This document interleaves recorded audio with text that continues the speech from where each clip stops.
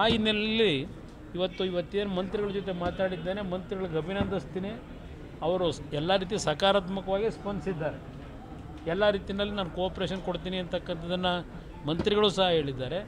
ಈಗಾಗಲೇ ರಾಜ್ಯ ಸರ್ಕಾರದಿಂದ ಮುಖ್ಯಮಂತ್ರಿಗಳು ಸಹ ಬಜೆಟಲ್ಲಿ 100 ಎಕರೆ ಭೂಮಿಯನ್ನು ಮಂಡ್ಯದಲ್ಲಿ ನಾವು ಕೊಡ್ತಕ್ಕಂಥ ತೀರ್ಮಾನ ಮಾಡಿದ್ದೇವೆ ಅಂತಕ್ಕಂಥ ಅವರು ಸಹ ಘೋಷಣೆ ಮಾಡಿದ್ದಾರೆ.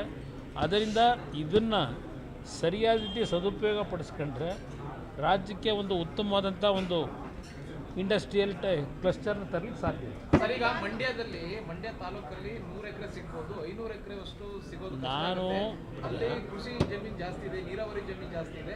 ಬೇರೆ ಯಾವ್ದಾದ್ರು ತಾಲೂಕಲ್ಲಿ ಕೊಡೋ ಸಾಧ್ಯತೆ ಇದೆ ಸರ್? ಮಂಡ್ಯ ತಾಲೂಕು ಬಿಟ್ಟು ಈಗ ನನಗೆ ಬರ್ತದೆ ಮಂಡ್ಯ ಅಂದರೆ ಮಂಡ್ಯ ಜಿಲ್ಲೆನಲ್ಲಿ ಬರೀ ಮಂಡ್ಯ ಸಿಟಿ ಒಂದಿಲ್ಲ, ಮಂಡ್ಯ ಒಂದೇ ಒಂದು ವಿಧಾನಸಭಾ ಕ್ಷೇತ್ರ ಅಲ್ಲ, 7 ವಿಧಾನಸಭಾ ಕ್ಷೇತ್ರಗಳಿದೆ.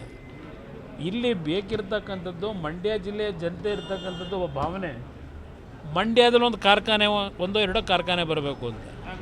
ಇಲ್ಲಿ 1-2 ಕಾರ್ಖಾನೆ ಅಲ್ಲ, ಸುಮಾರು ಒಂದು 50-100 ಕಾರ್ಖಾನೆಗಳು ಬರ್ತವೆ.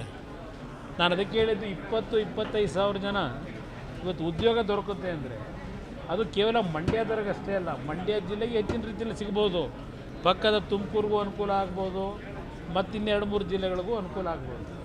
ಆ ನಿಟ್ಟಿನಲ್ಲಿ ನನ್ನ ಕಾರ್ಯಕ್ರಮ ಇಲ್ಲಿ ಜಮೀನಿನ ವ್ಯಾಪ್ತಿ ಮುಖ್ಯ ಅಲ್ಲ, ವಿಸ್ತೀರ್ಣ.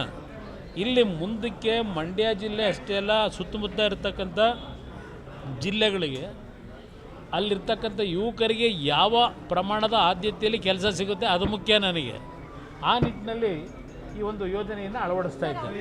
ಮೊದಲು 100 ಎಕರೆ ಅಂತಂದ್ರು, ನಾವು ಜಾಗ ಚಿಂತನೆ ಮಾಡಿದ್ವಿ, ಆದರೆ ಈಗ 500 ಎಕರೆ ಅಂತ ಸಡನ್ ಆಗಿ ಮೀಟಿಂಗ್ ಅಲ್ಲಿ ಬಂದು ಹೇಳ್ತಿದ್ದಾರೆ. ಒಂದು ನಿಮಿಷ, ನಾನು ಏನು ನಾಗಮಂಗಲದಲ್ಲೂ ಕೂಡ ಅವಕಾಶಗಳಿರಬೇಕಾಗುತ್ತೆ.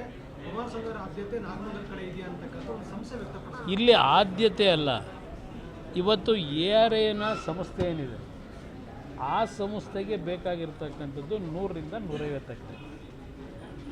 ಪಾಪ ಅವ್ರು ಏನು ಹೇಳ್ತಾ ಇದ್ದಾರೆ, ನಮ್ಮಲ್ಲಿ 100 ಎಕರೆ ಮೇಲೆ ಸಿಗಲ್ಲ ಅಂತ ಹೇಳ್ತಾ ಇದ್ದಾರೆ.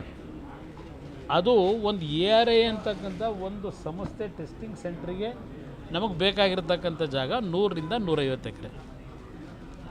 ಆದರೆ ಆ ಟೆಸ್ಟಿಂಗ್ ಸೆಂಟ್ರನ್ನ ನಾವು ಪ್ರಾರಂಭ ಮಾಡೋದ್ರಿಂದ 100 ಕಾರ್ಖಾನೆಗಳು ಪ್ರಾರಂಭ ಆಗ್ತಾವಲ್ಲಿ, ಆಗ ಡೆವಲಪ್ಮೆಂಟ್ ಆಗುತ್ತಲ್ಲ. ಪಾಪ ಅವ್ರು ಹೇಳ್ತಾ ಇದ್ದಾರಲ್ಲ, ನಮ್ಮದೆಲ್ಲ ನೀರಾವರಿ ನಮ್ಮ ಭಾಗದಲ್ಲಿ ಸಿಗಲ್ಲ ಅಂತ. ನಿಜ ಅದು. ನಮ್ಮ ರೈತರು ನೀರಾವರಿ ಜಮೀನು ಹೋಗ್ಬಿಟ್ಟು ನಾನು ಕೈಗಾರಿಕೆ ಪ್ರಾರಂಭ ಮಾಡಲಿಕ್ಕೆ ಅವಕಾಶ ಕೊಡಿ ಅಂತ ಕೇಳೋಕ್ಕಾಗುತ್ತಾ? ರೈತರ ಹೊಟ್ಟೆ ಮೇಲೆ ಹೊಡೆದು ಮಾಡೋದ ನಾವು? ರೈತರನ್ನ ಬೀದಿ ಪಾರು ಮಾಡಿ ನಾವು ಮಾಡೋಕ್ಕಾಗಲ್ಲ.